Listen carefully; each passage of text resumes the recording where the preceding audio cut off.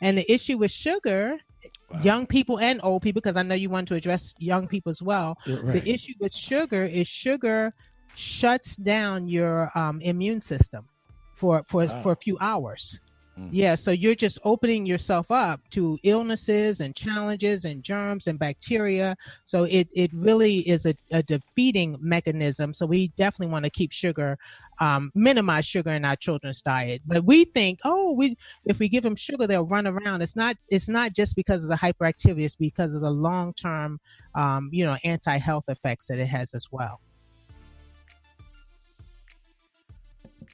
I thought it was so easy before, Chief. I thought you could just drink water. I thought you could, and it's really no easy. It's no magic pill. I mean, there's nothing. All of these diets that people go on and all these different things. There's really nothing that replaces watching what you put in your body, right, and moving right. your body. I mean, at the Absolutely. end of the day, that's where we come down to. Absolutely. Yeah. The body, I look at the body, I look at the joints and the hinges. I mean, we're designed to move. I mean, they actually say that sitting is the new smoking. Wow. Sitting is the new smoking. The same maleffects that we got from smoking cigarettes, now we get them from leading a sedentary lifestyle. So anything that we can do. So that's why the craze is for these, the body wear. It's like, hey, you should be moving X amount of steps mine says 250 steps every hour. At least 250, move your feet every hour, because you can literally sit at a computer for 2 hours, 3 hours and wonder, wow, why are my hips spreading? Why am I carrying a tire around my waist? Because you're not moving, and you're not, and you're drinking. I'm going to tell you another thing. You're drinking like a diet, whatever, pick one, Coke, Pepsi, whatever. That again is another misnomer. Diet this and low sugar that. My thing is, if you're going to eat if you're going to eat it, unless you have like diabetes or something, but if you're going to eat the cookie, eat the cookie. Like a sugar-free cookie. Like, what are you doing? Just eat the regular cookie. Instead of eating 6 sugar-free, eat 3 regular cookies and keep it moving. Because wait, say that again. Go ahead. If you're going to eat the sugar-free labels are they're misnomers, and they are actually less healthy for you. Right. So if you're going to actually have more of the bad stuff in them, from what I understand. Yeah, okay. chemicals, and they're like, I mean, people get a comfort zone around, the government, and if it's FDA approved, if it's approved, it's okay. And they don't get that there literally are people in laboratories who are chemically designing things, salt, sugar, and fat, for you to be addicted. They're like, well, 16 teaspoons is just, it'll make you retch, but 14, that's the sweet spot. So they'll give you the exact amount so that you can be hooked on something and keep buying it. Remember back in the day when they first at some point when they had one of the Lay's marketing things, it was, hey, you can't just eat one. They knew, no, you literally cannot eat just one, right? So we have to take charge of our own path, our own lifestyle, and you have to be the FDA in your house, in your household, because you're the one making the choices, right? And when you get sick, guess what? We'll give you a prescription. Like, they'll put you on the whole rat race. Sure. We'll give you a prescription. Wow. You'll get some side effects. We'll give you some more stuff, but we don't want to kill you. Right. We want to keep you well enough so we can keep giving you pills and you can keep getting the refills. So that's kind of the game plan that they're on. So my thing is, you have to come up with your game plan. We know the world's game plan. What is your game plan? So stuff like the what is that? The 0-calorie Pepsi and all that kind of stuff, or 1 calorie. So that's full of chemicals and all kinds, or is that just water? Yeah, it's full of chemicals. And, people would say there are some conspiracy things going on, but I will say this, when we look at people like Michael J. Fox, who was like a Pepsi advocate, he was, people like him, who now he has this, terrible disease, but they would, You send him cases and cases. Hey, you're our sports guy. You're our guy. So we're going to have cases and cases of this product sent to you that, chemicals in it that build up, and, you're just drinking it. You and your family, you're drinking it because it's free. But then, you're looking at Parkinson's. It's like, well, we don't know if there's a direct connection. It's like, well, who's going to find out? Like, who's going to be the next guinea pig to see, sure. Am I going to drink a case of soda every week to confirm that? I'm not going to do it, because I can look at the label and say, yeah, that can't be bad. Come on, man. If it's going to kill the battery acid, if it's going to unclog your toilet, if it's going to clean blood off of a street at a crime scene, why would I put that soda? I'm talking cola. Why would I put that into my mouth, into my body? Well, is that strong?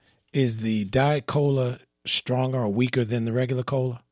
It's not the diet piece. It's the artificial sugars, the artificial sweeteners that they're putting in. That is what is addictive. That is what does things like put put holes into your brain, tiny pinpoint. I mean, not big holes, but enough to affect you over time. So it's not the, no calories. It's bigger than no calories. And we kind of have to stop chasing the shiny objects. It's bigger than no calories, looking at our overall health and not just trying to, fit into the next bathing suit, if you will.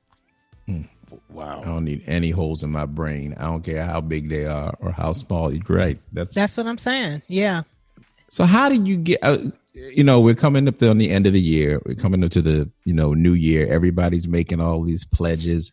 I can't tell you how many people are now trying to figure out, I want to go from meat-based to plant-based. And and some people are going to, wear themselves out. I mean, is there anything to that? I'm sure there's some science to it, but does it make sense to do things in moderation? I mean, I'm sure, conventional wisdom would say, don't go cold turkey on anything, because you'll fail before Martin Luther King holiday. You'll be eating a steak again, and you just made your, but my resolution is not to make any more damn resolutions. So I don't make resolutions, but if I can start like early, maybe I can cheat some in December and get a ramp up by January. Be good. I'll be good. So I'm going to try some plant-based stuff. But if you can, what plant tastes like a steak? If you can tell me that, I'll be good. I think, that was my next question. It's so funny, because when you said it, you actually rolled your eyes when you said moderation. Like, I was like, oh, he's not even feeling it. He's not even feeling the question. So here's my take on all of that. Whatever one decides to do, it's better if you say, this is what my new lifestyle is going to be. Because if you're not going to do it for a year, a couple of years, if you're not going to pull the trigger, you're going to start something for 2 months, 3 months, then you're going to stop, and then you're going to regress and be worse off than when you started. And you're going to be guilt-ridden. Like, you got to find your peace. There's a harmony that I find when I'm eating food, because like if I say, well, I'm going to be a vegan because that's what matters. I'm going to be a vegan. Everybody's doing it. I know it's super healthy. And then I'm eating a vegan lifestyle and I'm hating it. I'm like, with that vegan stuff, Kim, now that's what I'm trying to get past, because I made a mistake about 3 weeks ago. and I went to wow. Oh my goodness. And I went to this vegan place, and I just didn't know what was going on. I ate that thing, and stuff was leaking out of my ears. My feet swole up. One of my teeth fell out. I was like, it was just. But you had energy. I did. I had just enough energy to get into the restroom. But what is that stuff made out of? Because it tastes like the wafers at communion. You know? What is that stuff? It's not necessarily what it's made out of. It's just the fact that they don't put things in it that you're used to. So they're not putting in any products from animals at all. So no eggs, no butter, no. So what is that stuff that resembles meat? It's probably soy products, like the soybean. Soy products are, a safe bet. It's, Now, with that being said, now, I'm glad you said that. Now, there are pros and cons about soy, particularly for African Americans. Mm-hmm. So from the vegan perspective, are you doing more harm to yourself by eating those products, or what is your recommendation as a wellness expert? Well, I would say this, the other category, when you talk about African Americans, also we have an issue with lactose intolerance. Right. We have to look at that differently. Right. And the other thing that I really want people to understand is it's time to turn the light switch on for yourself, to start being in tune with your body, because there's no, all African Americans should do this, or people. Be in tune with your body. Just like you said, I went to this restaurant, I ate something, I'm not going there again. Right. What was in this? Tell me the ingredients here, because my body did not react properly to those. So you want to be in tune with your journey so that you can, respond correctly. Right. Like I know my husband, I know he's probably listening, but I know at one time he's like, you know what? When I eat like red meat late at night, it's not a good fit. And he came across that revelation maybe 5 years ago or something. So he stopped. But see, some people would just push past that, and it's like, I can eat it at 8:58 or 8:57. It's like, no, just don't do it, because your body's not processing it the way that you need it to. And then you have that pile up. That pile up in your system. You probably know that the majority of disease starts in your colon. Right. So if you have this pile up in here and it's just not getting out, it's just like a plunger you need, and the steak you ate Tuesday is still in there next Thursday. Wow. Right. Then you have this corrosion and this rottenness in your body and toxicity, and you wonder why you're sick. You know that like Tums, those type of antacids, that's the number one over-the-counter medication that's sold, whether it's acid reflux, whether it's digestion, whether, the food is not going through the system. Wow. And there's a big, big price to pay for that. Wow. Well, for our listeners, we were remiss in not giving out our call-in number, and that's 702-425-4713. 702-425-4713 if you want to call and give some questions to our health and wellness expert, Kim McDaniels. And we were talking about soy and how certain things can clog up the system, and how good water is in terms of rejuvenating and all those types of things. So let's move to the next topic in terms of seniors, and that is vitamins. How important are vitamins? Are there some stores that sell better vitamins than others? And what vitamins in particular are those that are the most challenging for seniors? Well, I want to say this, vitamins are key. Okay. One of the challenges is, let me put two things together, vitamins and minerals. Okay. So not having minerals are like the light switches to vitamins. Okay. If you don't have the proper minerals in your bodies, the vitamins are not going to work. Okay. We are supposed to be able to get vitamins and minerals from our food.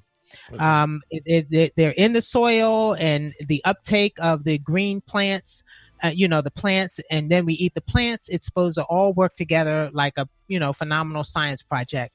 Well, because our soils are depleted, we're not getting that. So that, like, if I ate an orange today, and the same orange like in 1910, this same orange today is depleted by about 75%. So we definitely do need supplemental vitamins, right? So I find that liquid vitamins are better because they're bioavailable. So they're getting it. You need something that's going to get into your bloodstream. Sure. I have a mineral line that I also recommend that I take sublingually. So it goes under your tongue into the blood vessels under your tongue.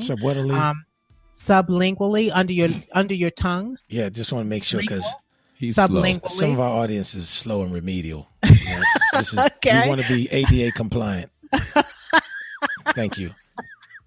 That was from management. That was from management. Okay. Yes. So things have to get into your body, because check this out. So there was a study done in some porta potties, if you will, in the fields when they moved the porta potties in Seattle, and they found that they looked down, and as they're cleaning